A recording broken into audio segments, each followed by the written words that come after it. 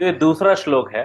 क्वसूर्य प्रभवो वंशः क्वचाल्प विषयामति तितिर्षुर्दुस्तरम मोहादुडुपे नास्म्य सागर। क्व सूर्य प्रभवो वंशः। क्व पहला शब्द है।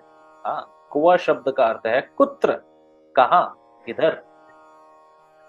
सूर्य प्रभवो वंशः, वो वंश जो सूर्य से प्रभव हुआ है, सूर्य से उत्पन्न हुआ है। हाँ, क्व सूर्य प्रभवो वंश, के वो वंश कहाँ है जो सूर्य से उत्पन्न हुआ है। क्वचाल्प विषयामति, क्व च अल्प विषयामति, और कहा मेरी मति जो एकदम अल्प विषया है। हाँ, अल्प विषया मतलब जो बहुत ही कम विषयों को समझ पाती है, ऐसी मति, ऐसी बुद्धि। हाँ, कि मेरी मति जो है, हाँ, कालिदास जी कहते हैं मेरी मति, मेरी बुद्धि, मेरी इंटेलेक्ट, माई अंडरस्टैंडिंग इतनी छोटी है कि बहुत ही छोटे छोटे चीजों को समझ पाती है। I can not comprehend big things. यहाँ पे कालिदास जी का पोलाइटनेस दिखता है। हाँ, two things he is very much famous for. First is first is his politeness. हर जगह पे आपको उनका पोलाइटनेस दिखाई दे। सेकेंड थिंग इज उनका कहते हैं उपमा कालिदास से, वो जो उपमा देते हैं, जो एग्जाम्पल्स देते हैं, वो बहुत अच्छे। तो ये दो चीजें उनकी बहुत फेमस है। तो यहाँ पे आपको दोनों चीजें दिखाई देंगी। फर्स्ट चीज हमको दिखाई दे रही है पोलाइटनेस, कि मेरी जो मति है वो एकदम अल्प विषया है, बहुत अल्प विषयों को समझ पाती है, ऐसी मेरी मति है, ऐसी मेरी बुद्धि है। और वो जो वंश जिसके बारे में मैं लिखने जा रहा हूं, वो सूर्य से प्रभव हुई है, सूर्य से उत्पन्न है वो वंश। हाँ, जब हम दो चीजों को कंपेयर करते हैं तब ऐसे ही कंपेयर करते हैं कि कहाँ वो कहाँ ये, है ना।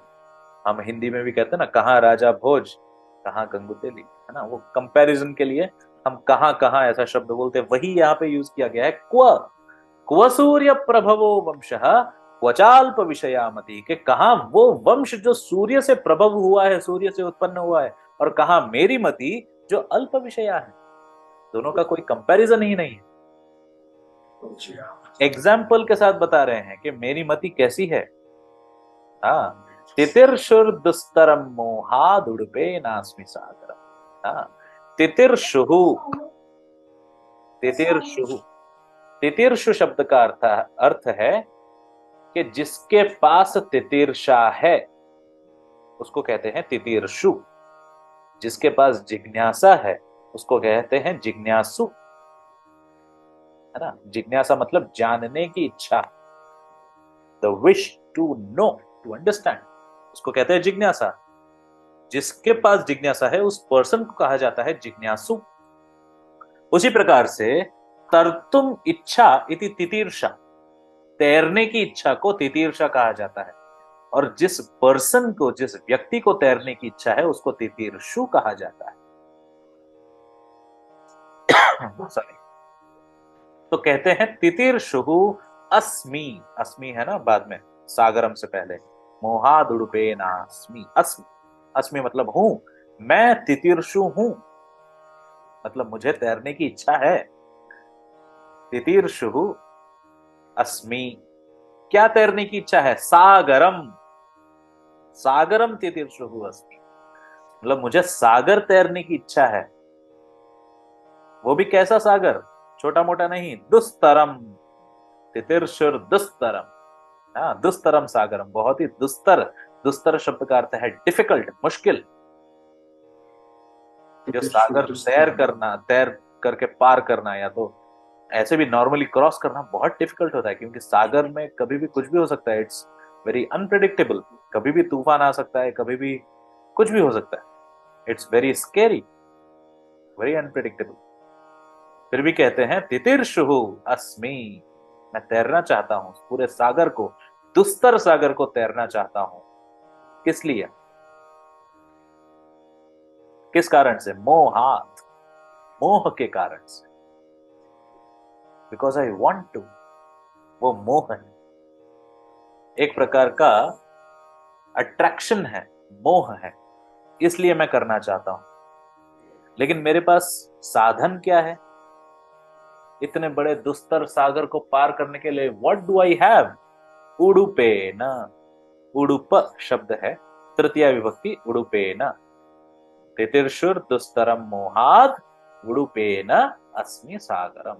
उडुप शब्द का अर्थ होता है एक छोटा सा जो फिशिंग बोट होता है ना, आपने देखा होगा कभी टीवी में या रियल में भी, कभी आप अगर साउथ इंडिया गए होंगे, आपने छोटा सा ऐसे सर्कुलर बोट देखा होगा, जी। एकदम सर्कुलर, जिसमें ज्यादा से ज्यादा दो लोग ही बैठ सकते हैं, उससे ज्यादा नहीं बैठ सकते। हाँ, वो फिशिंग करने के लिए काम आता है, वो कभी कहीं दूर समंदर के अंदर पार करने के लिए काम नहीं आता है। हाँ, तो कहते हैं कि मेरे पास सिर्फ वही है, मेरी जो मति है, अल्प विषया मति है, वो उस उड़ुप की तरह है, जिसमें ज्यादा कुछ समा नहीं सकता है। There is not enough space and it is not very strong, but what I am going to do with it is very difficult. दुस्तरम सागरम तितिर्षुहु। हाँ, उस वंश के बारे में जिसके बारे में मैं लिखने जा रहा हूं, उसके बारे में लिखना इतना कठिन है जैसे एक बहुत ही दुस्तर सागर को पार करना। और मेरे पास साधन क्या है? मेरी अल्प विषया मति, जैसे एक छोटा सा उड़ुप, जैसे एक छोटा सा ये नाव।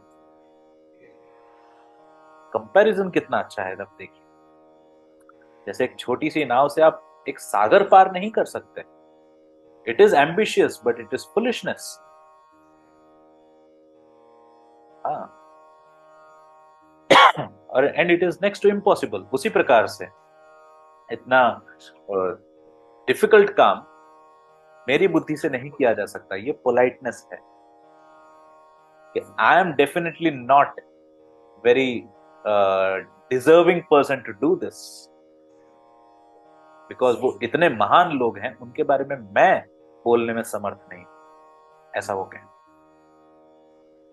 समझ में आ रहा है? कोई प्रश्न है तो पूछ सकते हैं।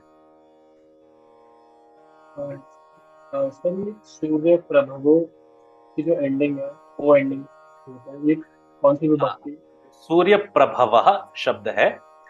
अब वो संधि में ऐसा नियम होता है कि जब विसर्ग से पहले अ हो, प्रभव अ का उच्चारण है विसर्ग से पहले, तो जब विसर्ग से पहले अ का उच्चारण हो और विसर्ग के बाद जो दूसरा शब्द आ रहा है वो अ, जो 5 अल्फाबेट्स के ग्रुप्स हैं उनमें से पहले 2 लेटर्स ना हो। जो 5 ग्रुप्स है वो क च ट त प, शायद आपको पता होंगे। उसमें क ख च छ ट ठ त थ और प फ ये ना हो, तब विसर्ग का ओ हो जाता है। ये नियम है, ठीक है। उसमें फिर और भी, अगर त है तो वहां पे स आ जाएगा, हाँ स्त हो जाएगा। अगर श है तो च हो जाएगा। वैसे अलग अलग नियम है। हाँ सॉरी, च है तो च हो जाएगा। लेकिन ये फर्स्ट 2 लेटर्स हर एक ग्रुप के अगर ना हो तो दूसरे के लिए ऐसा नियम हो जाता है, ओ हो जाता है वहां पे विसर्ग का, तो उस हिसाब से प्रभवो हो गया है। एंड ये जो चल्प विषया, इसमें विभक्ति कौन सी है? प्रथमा विभक्ति। अल्प विषया शब्द है। अल्प विषया जो शब्द है वो मति शब्द के लिए विशेषण है। ये मति जो है वो कैसी है? अल्प विषया है।